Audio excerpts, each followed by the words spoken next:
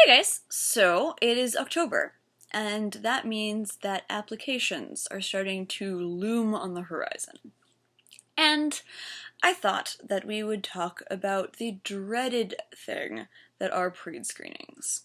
I've made videos about this before, but this is the one that's going to go on YouTube.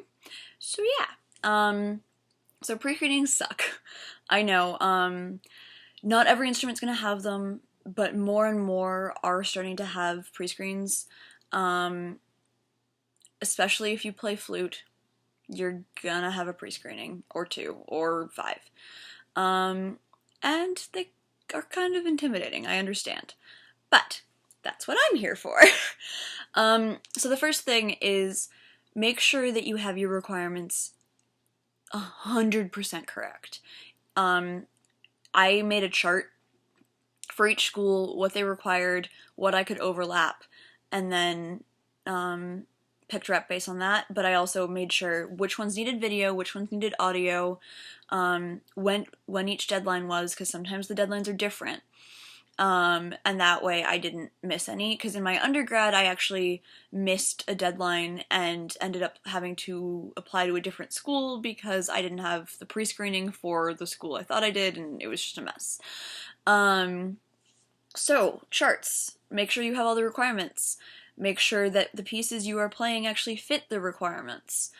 And try to overlap your pieces as much as possible. The last thing you want to do is learn 30 pieces for your pre-screenings. So, Mozart Concerto, a Bach Sonata, and a third piece, maybe a fourth piece depending on what degree you're going for. That this is flute, by the way. If you play other instruments, the requirements are probably different. And then 4 or 5 excerpts, again, depends on the schools and everything like and what you play, but usually 4 or 5 of the standard ones are good.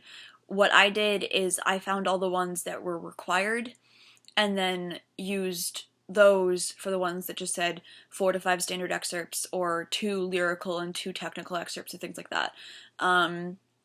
If you can use the specific requirements for your other requirements, that's the best way to do it. There's going to be some overlap, and there's going to be some things that don't overlap, especially if you need a technical etude or something like that, but try to overlap as much as possible. It will make your life a million times easier. Next thing, I don't know what number I'm on, if I'm on any number. Make sure that you rehearse with whoever you're playing with, so your collaborative pianist or whatever instrument that you need to play with, before you start recording. The last thing you want to do is go into a recording session having your collaborator not knowing tempos or where you're slowing down or any kind of shaping that you're doing. It's just not going to help you in any way, and it's going to waste time, especially if you're paying for a recording studio.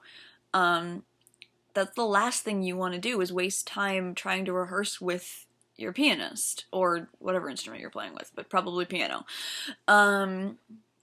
So have a couple of rehearsals, have really, really solid ideas of exactly where everything is placed, and that way you don't have to waste time in the recording session. It's a great idea to have multiple sessions over the course of a week or two, depending on how much time you have. Most deadlines are going to be December 1st, so if you have a late October date and then an early November date and then a mid-November date, that's really great because it gives you 3 chances or 4 chances, however many you want to have, or however many you can afford, and you can fix things that didn't work out. If you thought you had a good take but you don't actually, you can re-record something. If the audio got messed up, you can re-record something. You have a contingency plan in case something goes wrong, because something will go wrong. We all know that's going to happen. I had a lawnmower go off in my Mozart cadenza the first recording session, which sucked. Yeah. You don't have to pay for a professional recording studio. It can be helpful, especially if you're an undergrad and don't have access to a Zoom or someone with a USB mic or something like that. I recorded my grad pre-screenings with a USB mic on my laptop and passed through 3 of the 5, so it's not the end of the world if you have to record them yourself, and it's a lot cheaper that way. If you're in undergrad and going into grad school, ask a friend to help you who has a Zoom. It can be helpful to have a professional recording, but it's by no means necessary, and if you can get around it, it's kind of helpful. Yeah, if you need video and a recording over multiple dates, make sure you wear the same thing.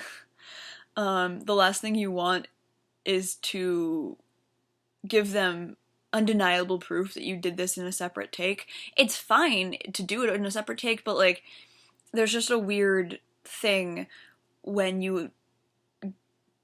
they know exactly what you did to get all of those takes together. If you can just do it in one space at one time, that's great. Not always possible. So if you have to do it in multiple takes, try to get the same room, or try to do it in the same place in the same clothes.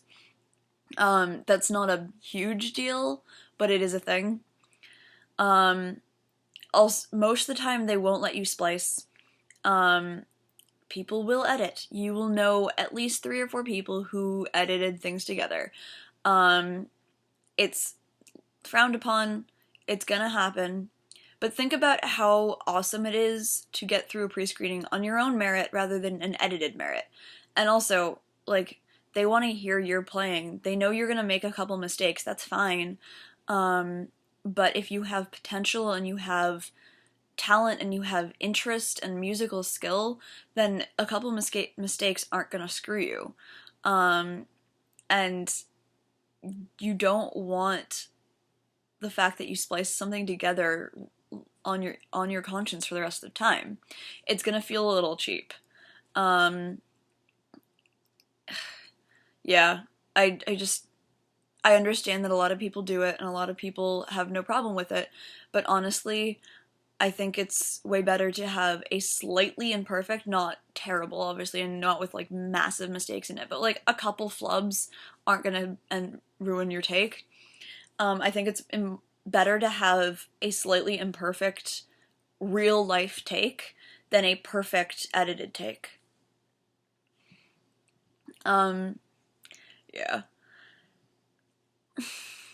Also, make sure that you actually close the door and have a sign on it that says recording, please don't enter, or lock the door, do whatever you can so that you aren't interrupted. Because again, the last thing you want is a take that's going super well with someone barging in on it and ruining it. Yeah. I think that's my basics of pre-screenings. If you guys have any specific questions, let me know, because I'm more than happy to regale you with stories from my pre-screening experience, because I've done it twice now. And yeah, I wish you guys all luck, and don't stress out too much. I promise things work out.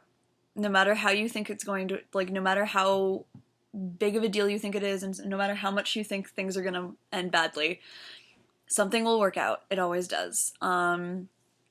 Yeah. As always, if you guys have video ideas, please let me know, and I will see you next week.